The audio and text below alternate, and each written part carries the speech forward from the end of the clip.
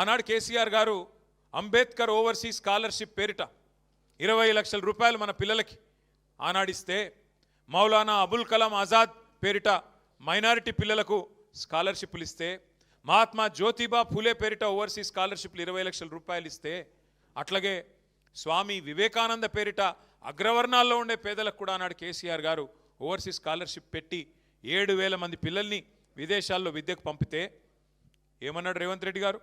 ఇదంతా తక్కువ, మేము వచ్చినాక ఇంకా ఎక్కువ చేస్తాం, ఇంకా పొడుగు చేస్తాం అన్నాడు. ఇలా ఆ పిల్లలకు ₹1 ఇస్తలేడు. వాళ్ళందరినీ ఇవాళ ఎక్కడో విదేశాల్లో వాళ్ళ విద్య మధ్యలోనే అటకాయించిపోయే విధంగా ఇవాళ వాళ్ళందరి పూర్తి స్థాయిలో అన్యాయం చేస్తూ ఉన్నది రేవంత్ రెడ్డి ప్రభుత్వం. ఇదంతా ఎందుకు గుర్తు చేస్తూ ఉన్నా అంటే, మన సోదరులు ఎవరు మాట్లాడినా ఈ మధ్యకాలంలో 6 గ్యారెంటీల గురించే మాట్లాడుతున్నారు. కానీ మనం కూడా ఖచ్చితంగా అందరినీ అలర్ట్ చేయాల్సిన అవసరం ఉంది. ఎస్సీ ఎస్టీ డిక్లరేషన్ పేరిట కాంగ్రెస్ చేసిన మోసాన్ని ఈ రాష్ట్రంలోని ప్రతి గిరిజన తాండాకు, ప్రతి గిరిజన గూడానికి, ప్రతి దళిత వాడకు, ప్రతి దళిత గ్రామానికి, ప్రతి దళిత సోదరుడికి సోదరికి తెలిసే విధంగా వాళ్ళను జాగృతం చేయాల్సిన బాధ్యత ప్రధాన ప్రతిపక్షంగా మన మీదనే ఉన్నది. బీసీల గొంతు కోసి 1,00,000 కోట్ల బడ్జెట్ అని చెప్పి మాటలు చెప్పి ఇవాళ 3 బడ్జెట్లు పెట్టినా 3 కలిపితే కూడా 20,000 కోట్లు పెట్టకుండా మరి బీసీలకు మోసం చేసిన ప్రభుత్వం కాంగ్రెస్ ప్రభుత్వం అనే మాటను ప్రతి బీసీ సోదరుడికి సోదరికి వివరించి ఒక్కొక్క గ్రామంలో అవసరమైతే మీటింగ్ పెట్టి చెప్పాల్సిన బాధ్యత మన మీద ఉంది. అయితే ఇక చాలా ఉన్నది. ఎస్టీలకు మోసం, మైనారిటీలకు మోసం, బీసీ సబ్ ప్లాన్ అన్నారు, మైనారిటీ సబ్ ప్లాన్ అన్నారు, ఇంకా 420 హామీలు ఇచ్చినారు. ఈ అన్నిటి విషయంలో తప్పకుండా మనం ఏప్రిల్ 27 తర్వాత, ఏప్రిల్ 27 నాడు మన పార్టీ ఆవిర్భావ దినోత్సవం ఉన్నది. ఏప్రిల్ 20 నాడు మన నాయకుడు కేసీఆర్ గారు జగిత్యాలలో జరిగే బహిరంగ సభకు హాజరు కాబోతూ ఉన్నారు. కాబట్టి ఈ 2 కార్యక్రమాలు అయిన తర్వాత మే జూన్ నెలలో నేను పెద్దలు ఈశ్వర్ గారిని, ఆర్ఎస్ ప్రవీణ్ గారిని కోరుతా ఉన్నా, అట్లాగే మా సోదరులందరినీ కోరుతా ఉన్నా, ముందుగా ఎస్సీ ఎస్టీలతోనే ప్రారంభం చేద్దాం ఎక్కడో దగ్గర. అట్లాగే ఆ డిక్లరేషన్లు వీళ్ళు ప్రకటించిన రోజు కూడా మనం తప్పకుండా ప్రజలకు గుర్తు చేయాల్సిన అవసరం ఉంది. కామారెడ్డి డిక్లరేషన్, చేవెళ్ళ డిక్లరేషన్, మహిళా డిక్లరేషన్ ఏదైతే చేసినారో, వరంగల్లో రైతు డిక్లరేషన్, యువజన డిక్లరేషన్ హైదరాబాద్లో, విద్యార్థి డిక్లరేషన్ ఇక్కడే, మహిళా డిక్లరేషన్, ఒక్కొక్క వర్గానికి సంబంధించి కాంగ్రెస్ చేసిన ప్రామిస్ల మీద మనం కూడా అంతే పకడ్బందీగా అవసరమైతే అదే స్థలంలో అదే పట్టణంలో బ్రహ్మాండమైన బహిరంగ సభలతో పాటు జాగృతం చేసే విధంగా ఈ 2 ఏళ్ల కార్యాచరణ రూపొందించుకుందాం. తప్పకుండా నాకైతే విశ్వాసం ఉంది. కేసీఆర్ గారు నిబద్ధతతో 125 ఫీట్ల విగ్రహం మాత్రమే కాదు, డాక్టర్ బాబాసాహెబ్ పేరు మన సెక్రటేరియట్కే పెట్టిండు. పెట్టడంతో పాటు ఆ రోజు భారతీయ జనతా పార్టీ ప్రభుత్వాన్ని మనం డిమాండ్ చేసినాం అసెంబ్లీలో.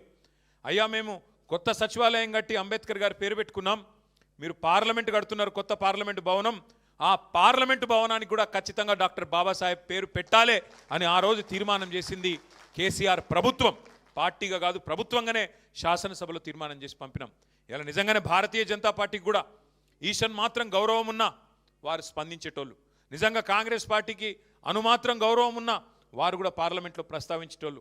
కానీ ఇద్దరు కూడా దొందే, ఇద్దరు కూడా అల్టిమేట్గా అంబేద్కర్ అంటే గిట్టని వాళ్ళే తప్ప ఈ దేశంలో మాత్రం ఇంకొక ఆలోచన వారిద్దరికి కూడా లేదు. ఇంకొక మాట కూడా మనం ఈ సందర్భంగా గుర్తు చేసుకోవాలి. డాక్టర్ బాబాసాహెబ్ని కొందరివాడుగా చిత్రీకరించే కొంత ప్రయత్నం. ఒకటి మాత్రం పక్కా, మనిషి పుట్టిన 5 నిమిషాలకి పుట్టేది కులం. నువ్వు ఏ కులంలో పుడతావు నీకు తెలియదు. పుట్టిన 5 నిమిషాలకి నువ్వు ఫలానా కులం, ఫలానా మతం, ఫలానా దేశం అని, ఫలానా రాష్ట్రం 5 నిమిషాల తర్వాత ఖరారైతుంది. ఇక వాటి గురించి జీవితం అంతా సచ్చదాకా కొట్లాడుకుండే. నీ కులమేంది, నీ మతమేంది, నీ దేశమేంది, నీ ప్రాంతమేంది, దాని గురించి మళ్ళీ సచ్చదాకా. మనిషి పుట్టినాక 5 నిమిషాలకు పుట్టే కొన్ని విషయాలను పట్టుకొని జీవితాంతం తనలాడే పరిస్థితి. కానీ మనందరం గర్వంగా ఒక మాట మాత్రం చెప్పుకోవాలి. ఆనాడు, ఈ రోజు అంటే చాలామంది మన పిల్లలు విదేశాల్లో చదువుతున్నారు, కానీ ఆ రోజు విదేశాలకు పోవడమే కష్టతరమైన రోజుల్లో, అందులో భారతదేశంలో ఉండే కులతత్వం, భారతదేశంలో ఉండే కులస్వామ్యంలో ఆ రోజుల్లో ఆనాడు డాక్టర్ బాబాసాహెబ్ అంబేద్కర్ గారు 110 సంవత్సరాల కిందట లండన్ స్కూల్ ఆఫ్ ఎకనామిక్స్లో చదువుకున్నాడు. కొలంబియా యూనివర్సిటీకి పోయి పిహెచ్డి చేసినాడు.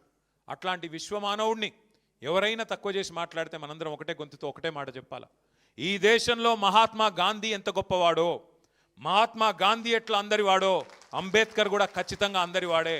అంబేద్కర్ కొందరివాడు కాదు. ఈ దేశంలో రాజ్యాంగాన్ని ఇచ్చిన నాయకుడు, ఈ దేశంలో అణగారిన వర్గాలకు గొంతిచ్చిన నాయకుడు, మహిళలకు ఓటు హక్కిచ్చిన నాయకుడు, అల్పసంఖ్యాకులైన తెలంగాణ ప్రజలకు అల్టిమేట్గా రాష్ట్రాన్ని ఇచ్చిన నాయకుడు డాక్టర్ బాబాసాహెబ్. అట్లాంటి నాయకుడిని కొందరివాడుగా పరిగణించి కొందరివాడుగా ఎవరైనా చూపెట్టే ప్రయత్నం చేస్తే అది వాళ్ళ బుద్ధి తక్కువతనమవుతుంది.